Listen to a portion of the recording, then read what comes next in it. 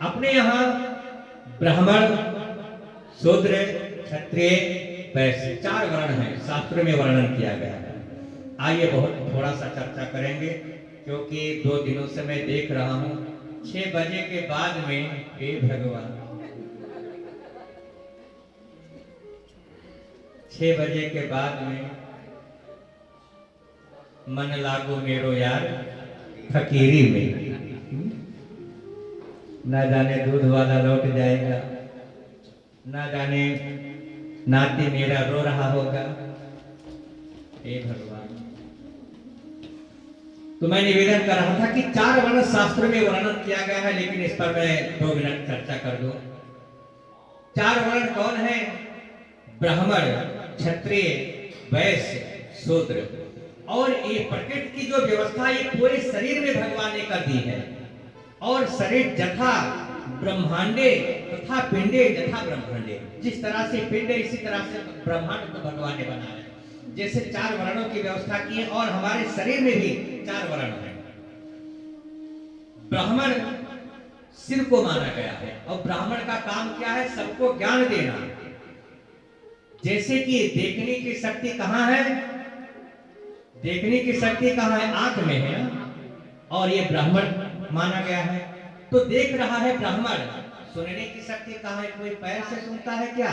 नहीं, यहाँ से सुना जाता है ना, वाणी से बोला जाता है। तो बोलने का, देखने का, सूंघने का और सुनने का और सोचने का, ये सारी शक्तियां हमको यहीं से मिलती है ना। ये ब्राह्मण है, ब्राह्मण नेत्र है, ब्राह्मण आंख है, ब्राह्मण कान है ये। और ये भुजा कौन माने गए? क्षत्रिय माने गए। और क्षत्रियों का क्या काम होता है? समाज की रक्षा करना, देश की रक्षा करना। आप लोग जरा विचार करो, ये ब्राह्मण भले ज्ञान देता है, लेकिन जो क्षत्रिय होता है ना, ये ब्राह्मण और शूद्र, वैश्य सबकी रक्षा क्षत्रिय करता है। कैसे? इसका मैं प्रत्यक्ष प्रमाण देता हूं। आप लोग बताओ कि जब अपना हाथ मजबूत होता है कि पैर ज्यादा मजबूत होता है? पैर मजबूत होता है ना। लेकिन यदि कोई पैर पर डंडा मारे तो कैसे बचाव अपना करेंगे? हाथ से ना। यदि कोई सिर पर प्रहार करे तो किससे बचाव करोगे? हाथ से। यदि कोई पीठ पर वार करे तो हाथ से, पेट पर वार करे तो हाथ से। कोई तलवार भी मारे तो भी हम लोग हाथ तत्काल लगा देते हैं, लगाते हुए अनायास पहुंच जाता है। क्षत्रियों का यही काम है। क्षत्रिय चाहे कमजोर हो, चाहे वो बलवान हो, चाहे निर्बल हो, लेकिन वो ये नहीं देखता कि मेरा गला कट जाएगा। यदि कहीं युद्ध की बात आती है, समाज की रक्षा की बात आती है, देश रक्षा की बात आती है, वहां क्षत्रिय अनायास पहुंच जाया करते हैं। बोलो जैसे। तो क्षत्रियों का काम है देश की रक्षा करना, इसलिए ये हाथ उसी तरह से रक्षा करते हैं। समस्त शरीर की रक्षा करने वाला ये हाथ होता है। और दूसरे होते हैं वैश्य।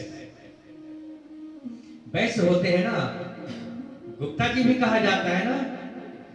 गुप्ता जी का काम क्या है? पेट।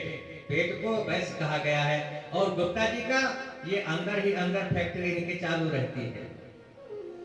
गुप्ता जी का काम अंदर ही अंदर चल रहा है।